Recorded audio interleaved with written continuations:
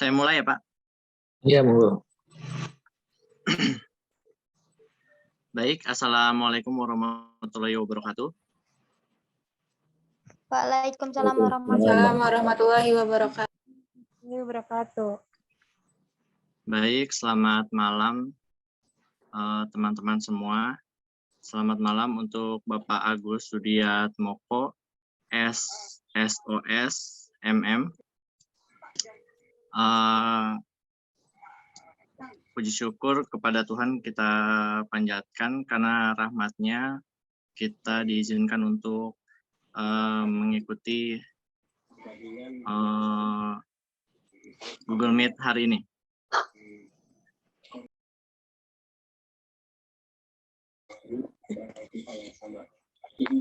Selamat malam untuk Bapak Agus. Selamat malam teman-teman semuanya.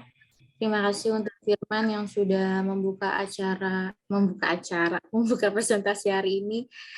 Saya Nabila akan membahas tentang bab 12 yaitu efisiensi pasar modal. Apakah kedengaran suara saya? Ya, kedengaran. Dengar.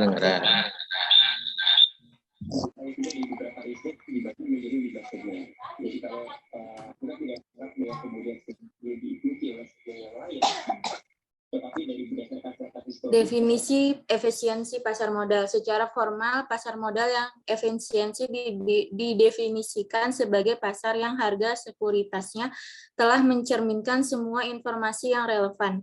Semakin cepat informasi baru tercermin pada harga sekuritas, maka semakin efisiensi pasar modal tersebut. Dengan demikian, akan sangat sulit bagi para pemodal untuk mendapatkan tingkat keuntungan yang di atas normal.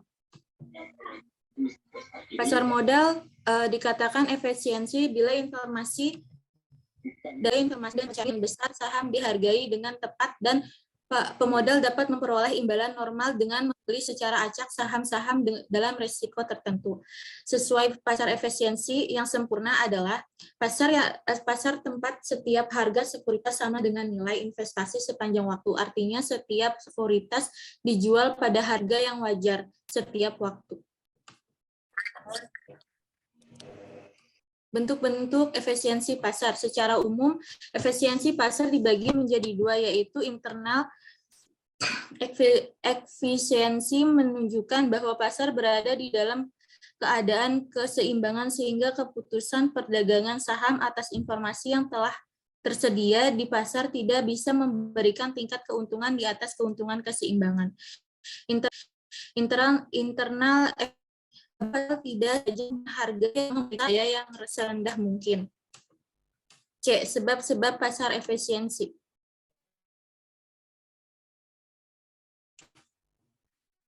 Efisiensi pasar modal hanya dapat terjadi jika beberapa kondisi, yaitu pertama, investor dalam pasar modal yang secara aktif melakukan analisa, penilaian, dan transaksi sekuritas berjumlah besar, dan investor berlaku rasional dan berorientasi profit maximizing, sehingga investor hanya sebagai penerima harga price taker, yang berarti bahwa investor seorang diri tidak dapat mempengaruhi harga dari suatu sekuritas. Harga ditentukan oleh demand dan supply yang ada di pasar modal. 2. Informasi pasar tersedia secara luas bagi semua investor pada saat yang bersamaan dan biaya untuk memperoleh informasi tersebut murah. 3. Informasi terjadi secara acak sehingga investor dapat memprediksi, mengantisipasi kapan informasi baru terjadi. 4. Investor bereaksi secara cepat dan penuh terhadap informasi baru, sehingga harga suatu sekuritas menyesuaikan secara cepat. Hal ini dapat terjadi jika pelaku pasar merupakan investor yang canggih, yang mampu memahami dan menginterpretasikan informasi dengan baik dan cepat.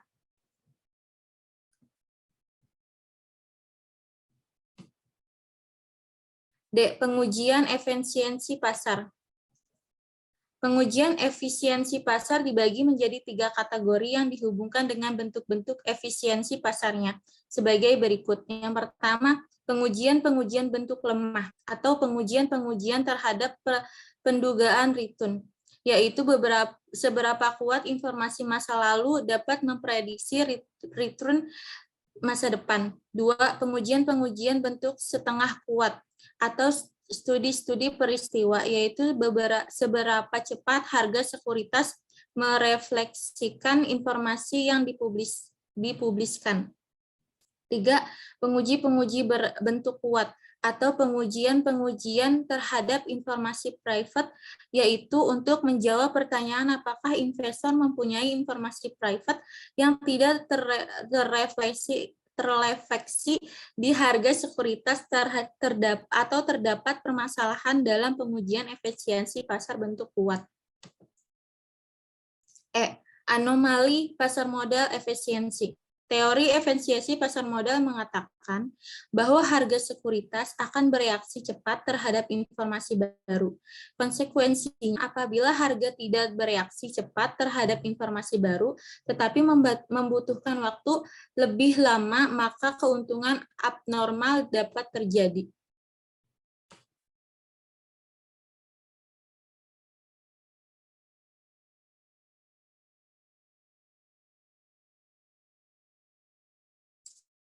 F.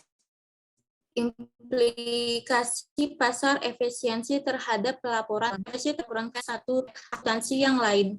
Yang lain, manajer tidak seharusnya perlu direpotkan dengan kebijakan akuntansi mana yang akan digunakan kecuali kebijakan akuntansi tersebut memiliki pengaruh langsung terhadap arus kas. Banyak alternatif kebijakan akuntansi yang diperdebatkan yang sebenarnya sepanjang A tidak memiliki efek terhadap aliran kas. B. Kebijakan akuntansi dan cara perubahan ke metode yang lain diungkap. C. Info yang memadai diungkap, maka harga saham tidak akan berubah. Konsekuensinya, pelaporan keuangan harus berisi penjelasan tentang kebijakan akuntansi yang digunakan. Efisiensi securities market berjalan bersamaan dengan pengungkapan penuh. Perusahaan harus mengungkapkan informasi sebanyak mungkin. Jika manajemen memiliki info relevan dan bisa diungkapkan dengan biaya yang rendah, maka manajemen harus mengungkapkan dengan segera. Perusahaan tidak perlu terlalu memperhatikan investor yang naif. Sering disebut investor yang price protected pada waktu menentukan kebijakan dan format pengungkapan.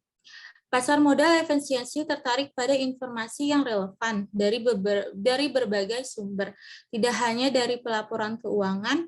Laporan keuangan hanya merupakan salah satu sumber informasi bagi pasar modal. Akuntansi berpotensi dengan penyediaan info yang lain. Jika tidak menyediakan info yang bermanfaat dan efektif, maka kegunaan info akuntansi akan menurun. D. Efisiensi pasar modal di Indonesia. Pasar modal di Indonesia terus berkembang di tengah berbagai perubahan ekonomi dan politik yang terjadi baik di lingkungan nasional maupun internasional. Dalam menghadapi perubahan tersebut, serta arus globalisasi yang begitu deras, dan pasar modal di Indonesia memerlukan arahan strategis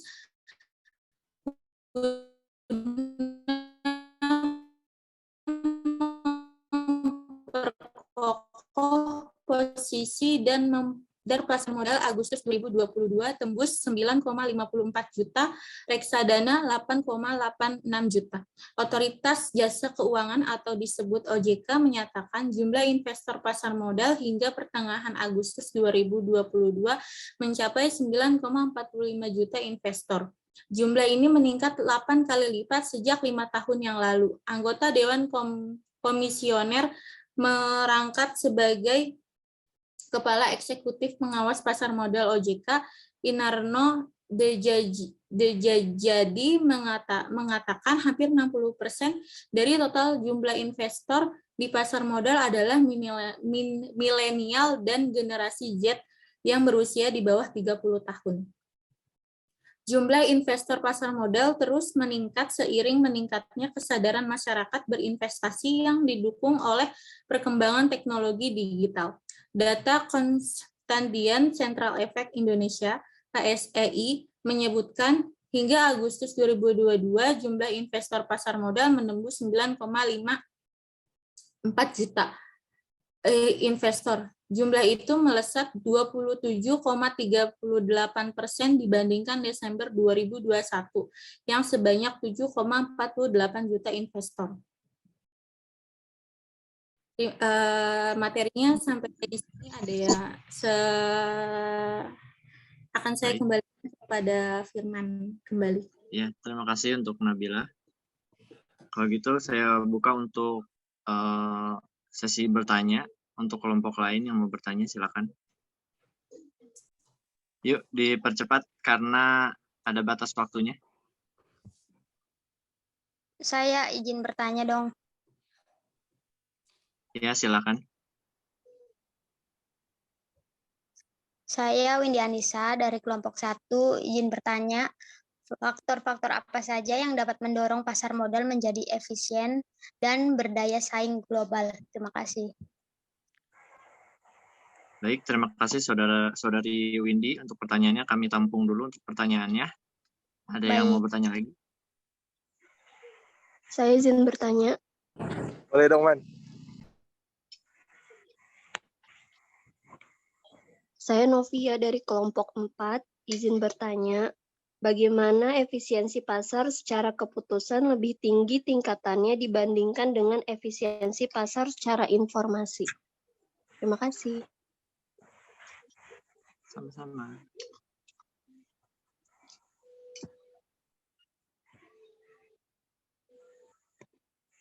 Boleh nggak, Man? Lanjut.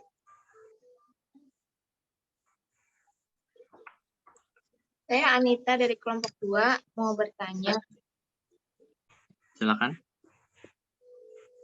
Kapan suatu bursa dikatakan pasar efisien bentuk lemah?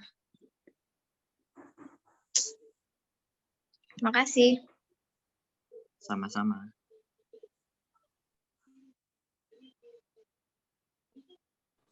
Wira tadi mau nanya.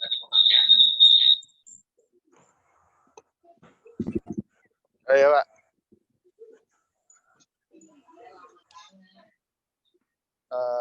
Pertanyaannya, apakah program CSR dapat berpengaruh dengan harga saham dan apakah dapat menarik investor untuk berinvestasi pada perusahaan yang melakukan CSR?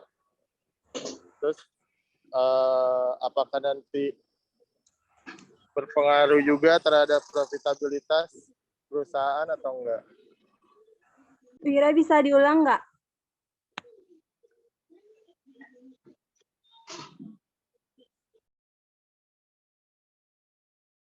Apakah program CSR dapat mempengaruhi harga saham pada pasar saham suatu perusahaan, dan apakah program pengungkapan CSR juga dapat mempengaruhi ketertarikan investor untuk berinvestasi pada perusahaan tersebut? Gitu aja. Bagaimana, Indah? Udah? Udah, Pak. Dijawab dulu, Firman. Waktunya udah tinggal mepet ini. Ya. Ada lagi yang mau bertanya? Saya ingin bertanya.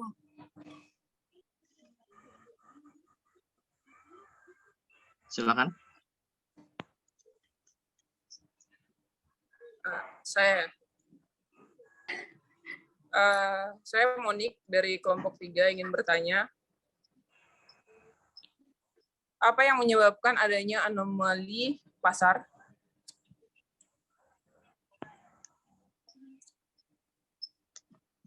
Itu aja? Iya. Oke, baik. Terima kasih. Kalau gitu sesi bertanya kita tutup dan akan dijawab oleh saudari Indah. Silakan. Indah, silakan. Ya, saya akan menjawab pertanyaan kelompok 3 yang nomor 1. Kapan suatu bursa dikatakan pasar efisien bentuk lemah? Suatu pasar dikatakan efisien bentuk lemah jika harga sekarang sudah mencerminkan seluruh data masa lalu. Karenanya dalam bentuk lemah, data masa lalu tidak dapat digunakan untuk memprediksi harga di masa mendatang. Kelompok 3 Apa ada yang kurang apa gimana jawabannya? Langsung aja Indah jawabin. Waktunya udah mepet. Kelompok 1 saya akan menjawab pertanyaan yang nomor 5.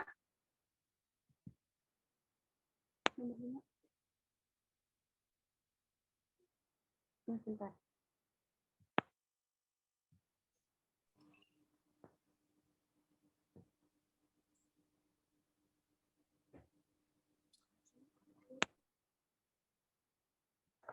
Saya menjawab yang dulu yang nomor 4. Sebutkan peristiwa yang dapat menunjukkan bahwa suatu pasar saham efisien atau tidaknya. Itu 1, adanya pengumuman nilai tukar. Yang nomor 2, naik turunnya tingkat suku bunga bank sentral. Yang C, adanya regulasi yang berdampak pada kinerja operasional kelompok industri tertentu yang sekaligus dapat mempengaruhi volatilitas dan volume perdagangan saham.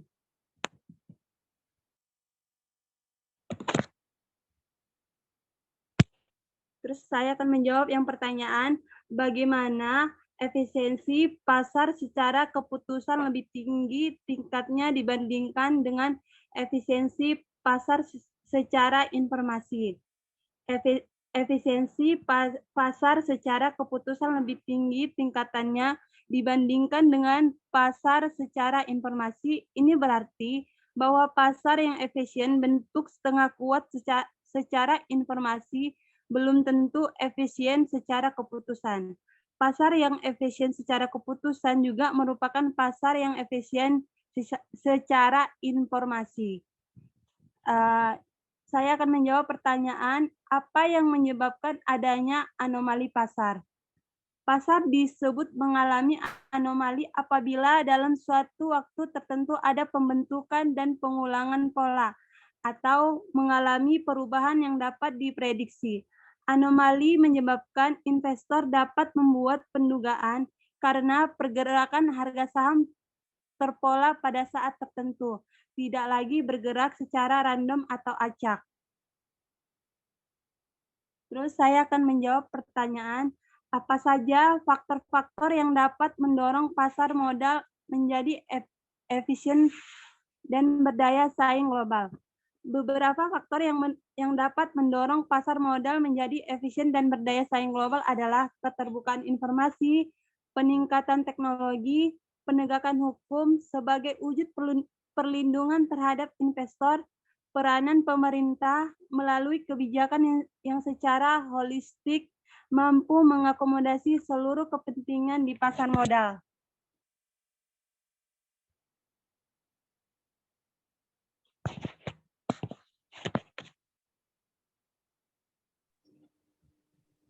Apa sudah, Indah? Tinggal pertanyaan yang Wira, Pak, yang belum, Pak.